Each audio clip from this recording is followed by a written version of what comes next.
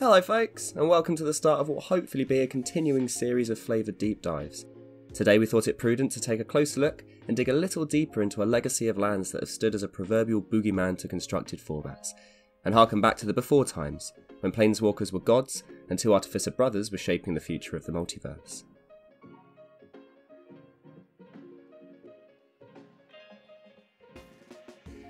Now if you, like myself, are a millennial, you're probably aware of the 80s cartoon sensation Voltron, where a bunch of space rangers combine their robotic lions into a giant android to battle throughout the stars. It was about as awesome as it sounds. And just like Voltron, the non-basics we're talking about today, when combined, are much greater than the sum of their parts. We are of course talking about the prestigious, affectionately dubbed Tron Lands. And with the stunning new polyptic treatment by Mark Tedin to bling out your collection with, let's see how far back in history this trio goes, and the journey they've taken over the years to get here. Now unless you've been hiding under a rock somewhere, you've probably heard of the planeswalker Urza, Magic's first leading man. An artificer of extreme power, great intellect, and questionable ethics, who influenced pretty much every major event of Magic's early history, culminating in the defeat of Yawgmoth and the Phyrexian army he invaded Dominaria with. Flavour-wise, Urza's Mine, Urza's Tower, and Urza's Power Plant represent their master's fierce drive for resource management during the Brothers' War, where he and his brother Mishra battled for dominion of Terrasare, an ancient continent on Dominaria. Individually, each land taps for a single colourless mana, which, no, isn't much to write home about, but if you assemble all three onto the battlefield at the same time, the production line is completed, and their efficiency jacks right up, generating a scintillating total of 7 mana.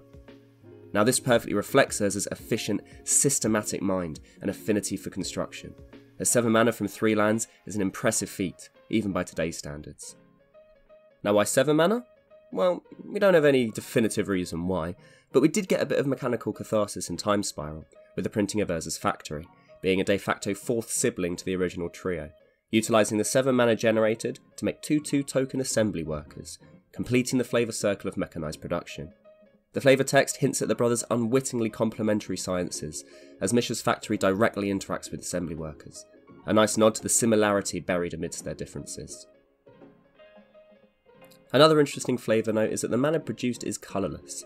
Not only did Urza use this mana in the production of his great war machines, constructed artefacts typically requiring no coloured mana to summon within the game, but also denoting an unnatural quality to it, drawn directly from the plane in its raw form, rather than the typical means of tapping into the ley lines of mana that we see mages use today. Now intriguingly, despite their age, these lands are still among the only non-basics in the game to receive the subtype, alongside Gate, Locus, Lair, and Desert. And once the card Desert, originally printed in Arabian Nights, received a bunch of new friends in Amonkhet block, the Urza lands are now in fact the only lands with unique typings. And with the advent of Double Masters, it'll be the first time these typings have seen print in black border.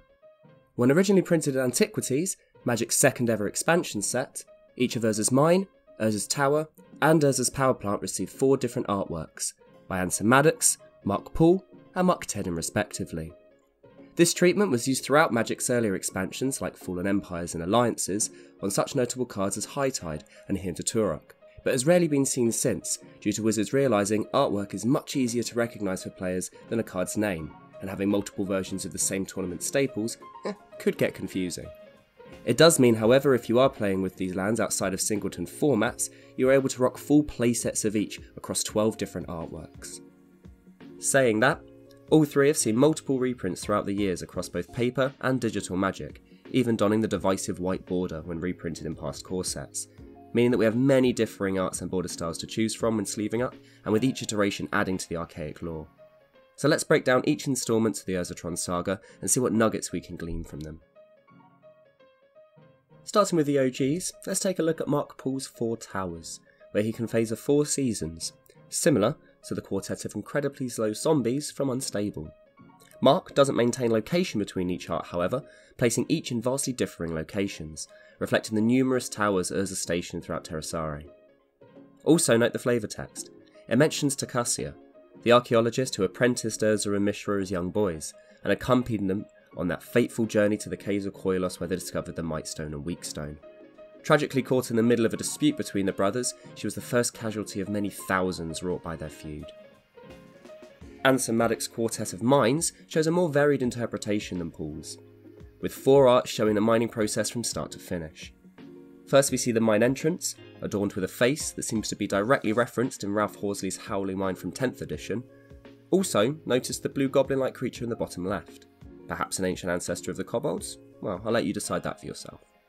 For the other artworks, we get 2 perspectives on the pulley system that would haul loads to the surface, and an image of what looks to be a primitive version of Urza's power armour. Whether manned or automatic, the magmatic surroundings denote how deep Urza was willing to dig for resources, the flavour text reflecting the scale and rate of production Urza had committed to. Lastly, we have Mark Tedin's original foray into the Urza legacy with his 4 power plant artworks. Each demonstrates aspects of Urza's science: alchemy, biology, mechanics, and vast furnaces to fuel his work. Again, the flavour text alluding to the sheer scale of Urza's production and the effect it had on Darmanaria's resources, as the continuing war drained Terrasaria and left it eventually barren. These glimpses into the Antiquities War maintained throughout their subsequent printings in Chronicles and 5th edition, the latter only using 1 artwork for each. But once we hit 8th edition, and the advent of the now retired Modern Border, the trio all received new artworks by Brian Snoddy, appropriately updating the technology depicted as Urza did in preparation for the Phyrexian invasion. This version of Urza's tower has a much less high fantasy feel to it, with Urza himself and the silver golem Khan seen in frame. The monolith looks more futuristic and imposing, which much better reflects the artificer's temperament. Snoddy's power plant presents a much more refined technology compared to Tedin's, something that will come full circle later. We see a submerged generator, mana crackling before a suspended Urza, again demonstrating the scientific proficiency of Urza's technology. With his version of Urza's mine, we can see a callback to the same scene found in the original, but with many more mechanical workers in operation, indicating the significant uptick in production to keep up with the increasing resource demand. Interestingly, whereas the tower and power plant arts were used in both 8th and 9th edition versions, mine got a second update. An excerpt from the art description given to Snoddy specifically mentions wanting it to focus on the extraction of mana from the plane, the focus of the initial artwork perhaps having too much of a focus on the workers rather than the process. These 9th edition arts were all used in double masters for the regular versions typically found in packs. However, there was also a set of Ralph Horsley arts used for digital promos on Magic Online back in 2002. Whereas Snoddy's interpretation is much more mechanical and errs towards science fiction, Horsley's are the inverse, playing up the fantasy elements with gorgeous landscapes showing us another glimpse of Terrasaria before it was destroyed. The fanciful architecture we see perhaps somewhat misrepresents Urza's character a little, and as much as it might not have the same dramatic effect, it would have been great to have had these versions available in paper. Regardless, our most recent iteration do don new flavour texts, offering modern players a taste of Urza's legacy. Mine paints his avaricious nature quite plainly, hinting at the Thran technology that he used to build his empire, a race existing some 5,000 years before Urza was even born. Tower outright states their influence, also showing how Urza's ambitions exceeded beyond even their prolific scientific ability.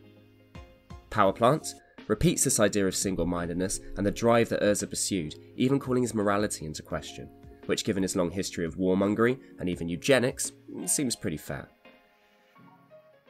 Now this brings us full circle to the crux of today's episode, the tremendous nupolyptic treatment by Mark Tedin, showing us for the first time all 3 lands in one art together. The incredible art goes as far as to include Khan, who is also reprinted in this set, giving us one of the best demonstrations of Urza's legacy we've seen to date in Magic. Tedin has done amazing work here to demonstrate everything these lands represent. The landscape is parched, drained of resources, trees withering away behind Khan. The architecture feels dated, and yet still alien in its technology. It combines the more futuristic, mechanical look the lands have developed over the years, but in a style that still feels reminiscent of Magic's earlier days and Tedin's initial interpretation. This fusion of old and new styles informs the audience of the same juxtaposition, where ancient technology had been unearthed and utilised in science perceived to be far ahead of its time. There are streams of mana flowing between the mine, plant and tower, artistically showing them directly interacting for the first time, instead of just mechanically, and building a better picture of Urza's industrial process.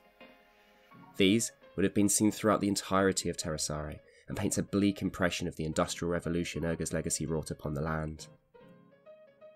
Whew. Now, I will admit that was a very speedy fly by one of the more protracted and complicated histories of Magic. If you are lucky enough to open one of these box topper treatment lands, perhaps they'll feel just a little heavier now you know the history they carry upon their shoulders, but one of many fantastic reimaginings found throughout Double Masters. Now, if you're interested in more flavourful waffles, we have a weekly podcast channel discussing all things design, flavour and lore, found on all your typical platforms, as well as being easy to reach on Twitter via @MTFlavouring. I hope you enjoyed our little foray into the past, and I hope to see you back again for more. Until next time, thank you so much for listening, and we'll see you soon.